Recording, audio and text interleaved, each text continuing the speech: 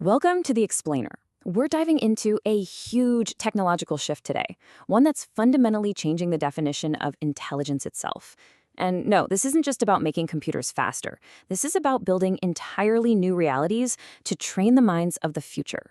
So, Jensen Huang gets on stage at NVIDIA GTC 2026 and says, "Bat, the ChatGPT moment of self-driving cars has arrived." Now, what does that actually mean? Look, this is way more than just a catchy soundbite. It's signaling a brand new era for AI, one where intelligent machines are finally breaking out of our screens.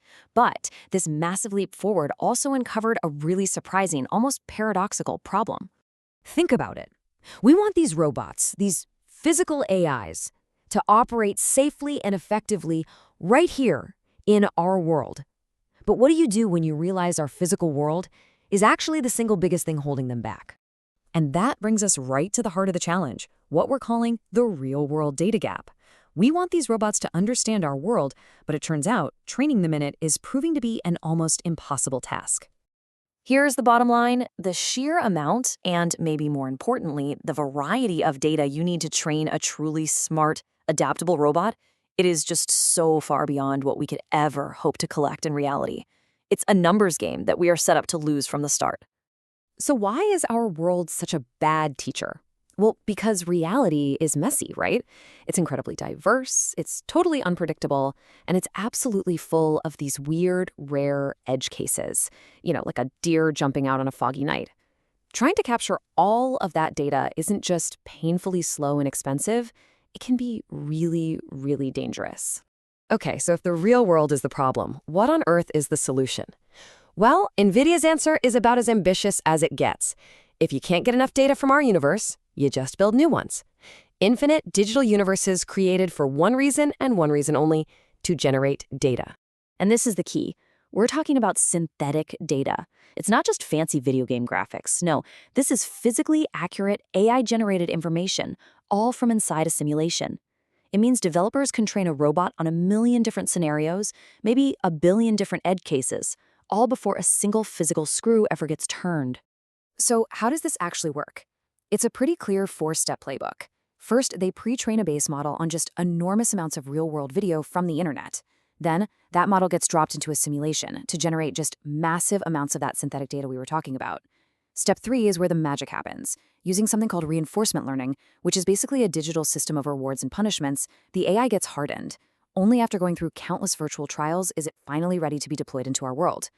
And listen, this isn't just some idea on a whiteboard. NVIDIA has built an entire ecosystem to make it happen.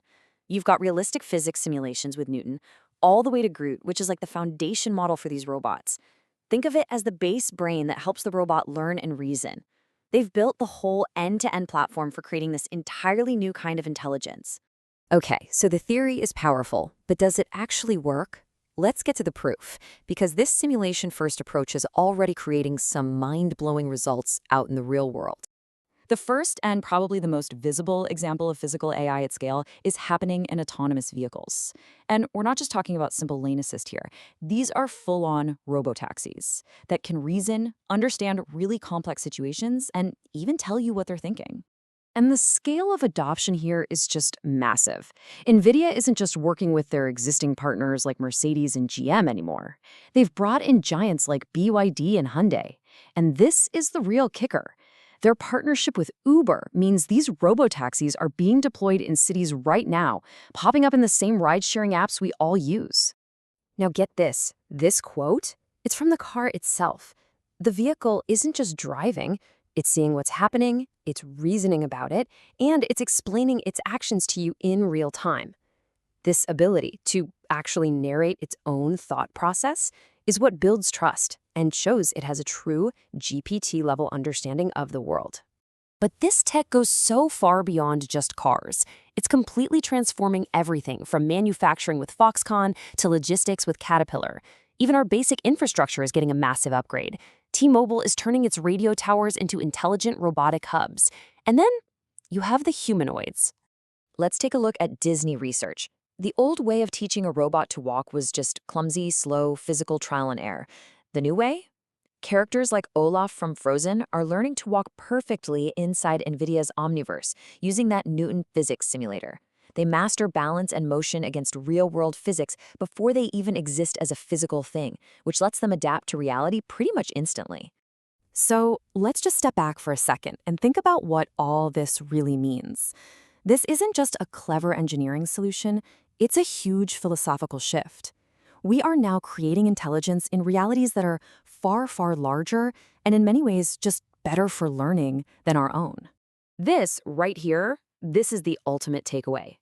Physical AI isn't really about robots. It's about intelligent agents born and raised in these limitless digital worlds who are then brought into our physical world with a level of experience and safety we could just never achieve otherwise.